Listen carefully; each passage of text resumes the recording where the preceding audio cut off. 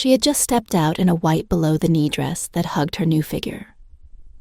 Cameras flashed, headlines followed, and social media couldn't stop talking. Gayle King, legendary journalist, CBS Mornings co-anchor, best-selling author, and best friend to Oprah, was glowing at a star-studded premiere in New York City. The event, a powerful documentary about Celine Dion and her battle with a rare neurological disorder. But as Gayle posed for pictures, fans weren't just talking about the film or her glamorous outfit. They were whispering about something else, something that had people asking questions. She wasn't ready to answer her dramatic weight loss. She looked radiant. No doubt. Hairstyled in soft waves, gold heels, shining skin, glowing makeup, flawless. But the conversation online was different. Was it Ozempic? Was it another weight loss drug? Like her longtime best friend Oprah had recently admitted to using, Gayle hadn't said a word about the rumors, but that silence only fueled speculation. And for someone who had spent decades being so open, so transparent, so willing to talk about anything from politics to pain, her silence felt unusual, suspicious. Even people started paying closer attention. She had just graced the cover of Sports Illustrated swimsuit edition at age 69. An age when most broadcasters are thinking about slowing down, not striking poses in swimsuits. On glossy magazine pages, Gayle had joked about the shoot, saying she'd had a cheeseburger before posing and that she requested tasteful cleavage. But what she didn't say was why this transformation seemed to come all at once. She did admit she'd been working out 5 to 6 days a week. She said she was feeling better than ever, but others weren't so sure because something felt different. Not just physically, but emotionally, behind the confident smile and upbeat tone. There was something more delicate, more personal. And then came her words on mental health.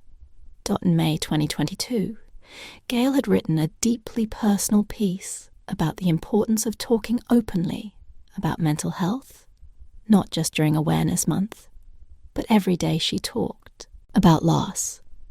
She talked about suicide, and she talked about how a beautiful face doesn't always mean someone is okay. Her reflection on Cheslie Kryst's death was especially haunting.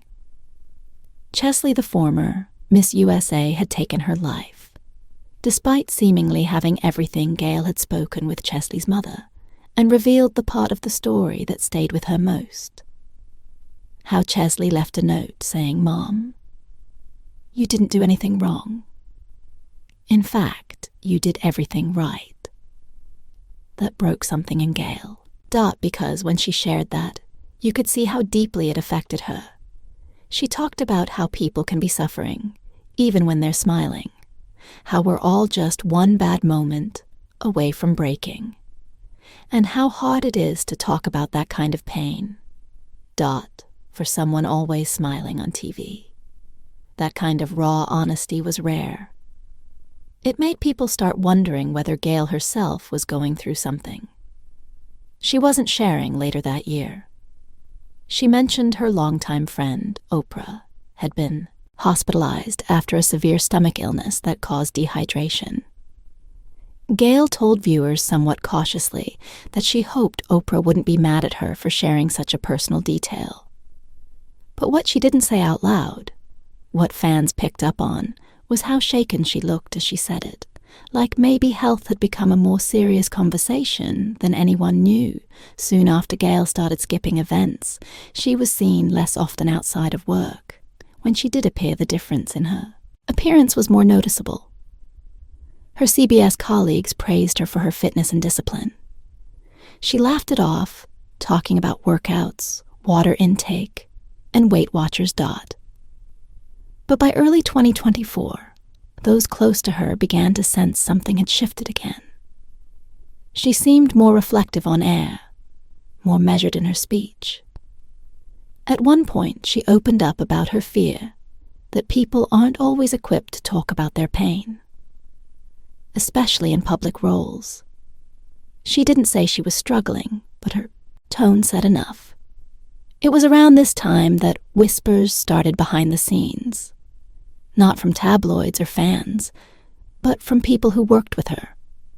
People who noticed she was taking longer breaks between segments, that she sometimes walked more slowly, that she winced when standing up. And then came the moment that changed everything. She took a few days off from CBS Mornings, something she rarely ever did. The network said it was pre-scheduled time, but sources close to production hinted. Otherwise, one producer said she had broken down in tears during a commercial break days, before another said Gayle had recently received unexpected medical news that she wasn't yet ready to make public. The silence from Gayle, and the network was deafening, and when she returned to the show, something had changed. She looked determined to smile through it, but even her most loyal viewers could feel it. There was something behind that smile. And then came the surprise sources close to Fond. Her revealed she'd recently been diagnosed with a serious but undisclosed health condition, something that had required immediate lifestyle changes, something that required her to rethink everything: her schedule, her diet, her future. Something that made her step back and consider whether she could continue doing this job with the same energy she'd brought for decades. But Gayle King wasn't navigating any of it alone. Behind the scenes of every professional leap, personal pivot viral, interview or public rumor stood the same steady force that had been there for nearly 5 decades. Oprah Winfrey, their friendship didn't blossom on red carpets or during media galas.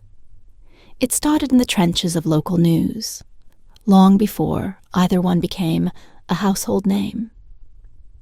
Back in 1976, Gayle was a young production assistant at WJZ-TV in Baltimore, running scripts and doing grunt work behind the cameras.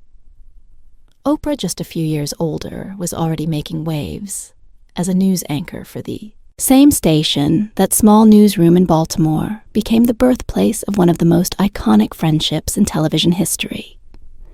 From those early days, their connection deepened, not through fame or spotlight, but through late-night chats, sleepovers during snowstorms, and a bond rooted in mutual respect. Gayle would later train as a reporter at WUSA-TV in Washington, D.C., and go on to anchor the news in Kansas City and Hartford, while Oprah's trajectory skyrocketed through Chicago, the Oprah, Winfrey Show, and global media dominance. When Oprah launched The Oprah magazine in 1999, she brought Gayle on board as an editor. When Gayle's talk show on OWN ended in 2011, it was Oprah who stood behind her as she stepped into national morning television with CBS over the years. They shared more than career milestones. They weathered divorces, defended one another from public attacks, and supported each other during deeply personal losses. Gayle's daughter Kirby and her son Will practically grew up knowing Oprah as a second mother, while Gayle remained Oprah's emotional anchor. Away from the spotlight, the world never stopped speculating. People asked questions, some curious, some inappropriate. Were they more than friends? Was there something else? Oprah addressed it directly in a 2010 interview with Barbara Walters, calling Gayle the sister. She never had the friend everyone deserves, and when that same question came up again in 2024, both women laughed it off with the same confidence and candor that had always defined them. They didn't need labels. They didn't need validation. Their friendship was built on trust, not titles. When Gayle stunned audiences with her dramatic weight loss in 2024, fans whispered about Ozempic and other Hollywood quick fixes, but few knew what was really going on behind the polished CBS desk. A health condition, a change in routine, a new reality. And Gayle didn't want pity. What she wanted was space. support understanding. And that came from Oprah. The two were still attending galas together, showing up at red carpets, arm in arm, and finishing each other's sentences in interviews. But something was different now.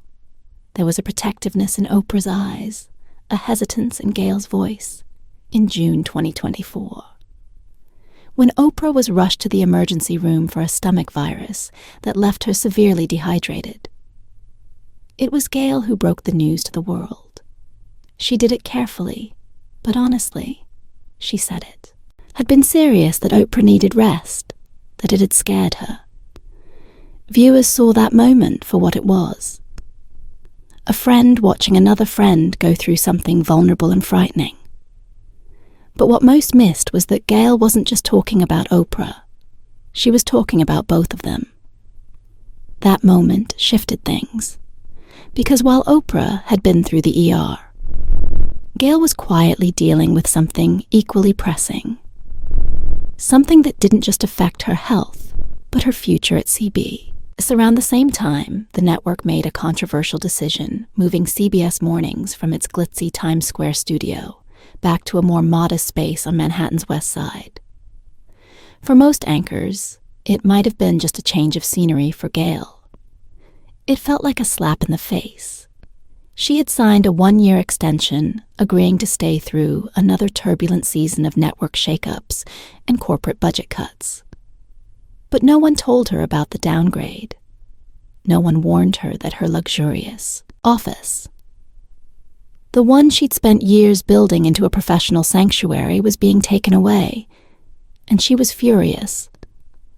Not because she was being petty, but because after everything she'd given to CBS, after holding the network together through scandals, restructures, and national tragedies, they hadn't even given her a heads up behind the scenes. She let them know she wasn't going to be shoved into some forgotten corner. She had earned every inch of respect, every square foot of that studio, and she wasn't alone. She had Oprah and her corner sources. Close to both women, said Gayle made it clear if CBS wanted her to stay, they had to treat her like the icon. She was not a placeholder, not a cost to trim. And Oprah, she backed her up. That friendship had always been a force, not just because of their history, but because of the way they moved through the world. Oprah often said, Gayle was happier for her success than she was for her own. And Gayle had always said, Oprah was the most generous soul she'd ever known. When Oprah launched her own network, she brought Gayle along when Gayle needed space to grow at CBS. Oprah cheered from the sidelines, and when rumors about their relationship swirled for decades, they didn't flinch. They joked about it, they corrected the record, and they reminded everyone that true friendship doesn't need explanation.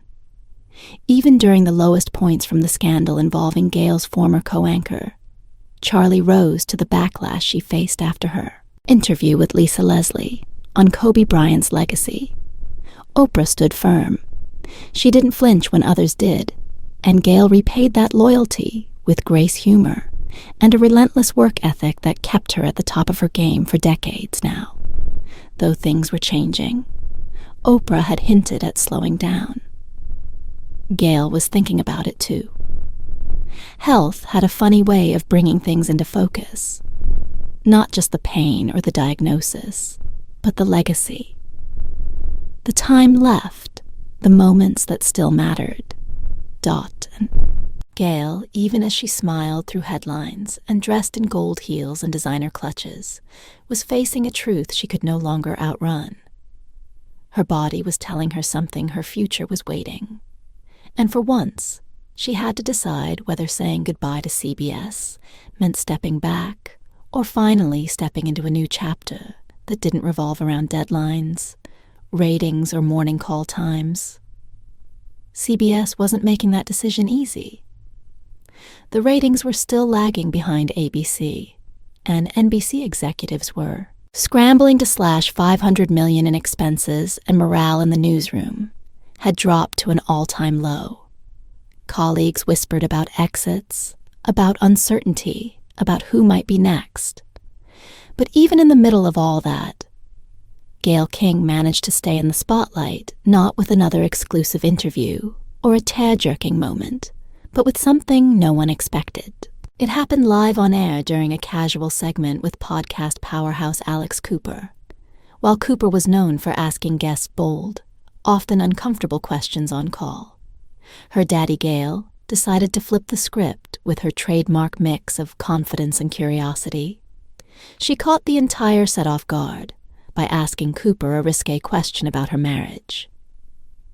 The question was so unexpected that even the producers tried to cut in through the earpieces. But Gayle wasn't just stirring up trouble.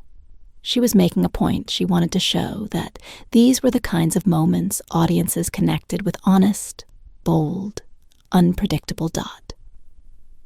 And if the network needed a reminder of her range, she delivered it right then and there. Gayle could pivot from a hard-hitting political interview to playful banter without missing a beat that moment. With Cooper wasn't a misstep. It was strategy. It was her proving yet again that she knew how to create TV. People couldn't stop talking about, but even as she joked and smiled through segments, big changes were unfolding behind the scenes. Because while Gayle was still showing up for her audience every morning, she was also preparing for a journey unlike anything she'd ever done before. This spring, Gayle King is scheduled to launch into space as part of Blue Origin's historic all-female crew. That's right, at 70 years old.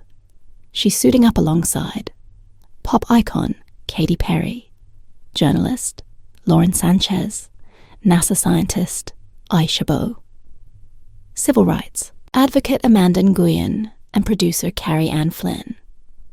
The mission, named NNS-31, will push beyond the Kármán line, 62 miles above Earth's surface into true outer space. They'll ascend at more than 3 times the speed of sound, unbuckle their seats and float weightlessly for several minutes. Before returning, the significance of this flight can't be overstated. Not since Valentina Tereshkova's solo mission in 1963 has an all-female crew embarked on something this bold for Gayle the Star. Experience represents more than a scientific milestone. It's personal after decades on Earth, covering stories from every angle. She now gets to witness something few humans ever have. She isn't just reporting history anymore.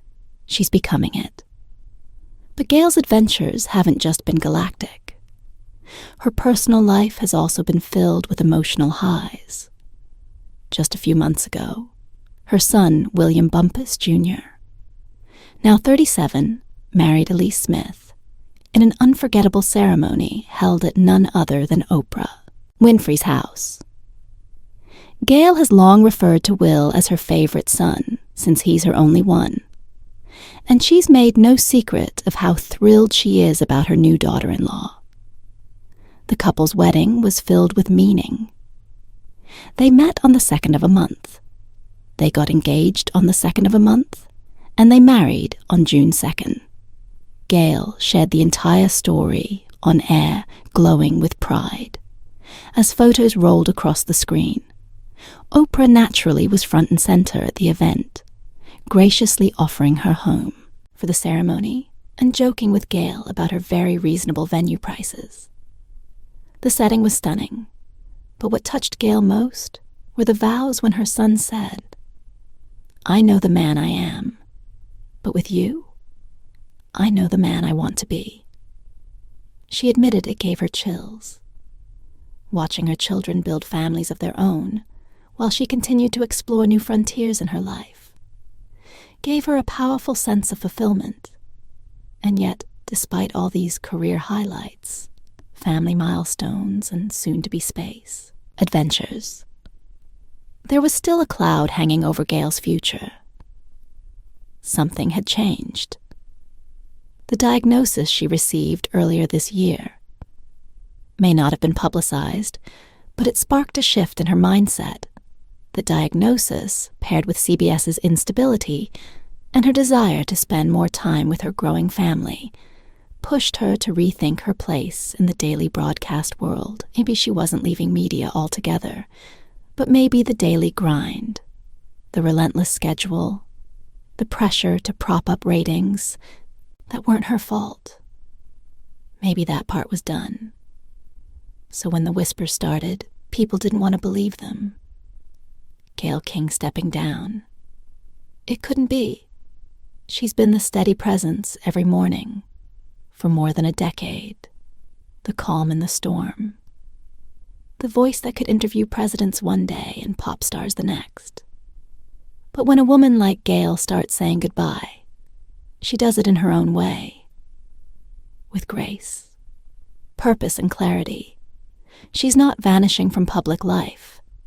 She's evolving from news, anchor to space traveler, from reporter to proud mother-in-law, from asking the hard questions to finally answering one for herself. What kind of life does she want now? A life that allows her to be healthy, present, and free, to take risks.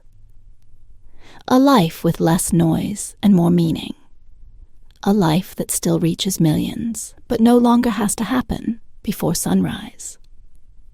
As she prepares to float through space, laugh with her daughter-in-law, celebrate her son's milestones, and possibly close the chapter on CBS Mornings, Gayle is showing everyone watching that reinvention isn't a setback, it's the reward. And maybe that's what this moment is all about. Maybe her decision to say goodbye isn't about walking away from something broken. Maybe it's about stepping into something bigger, something lighter, something that finally lets her breathe.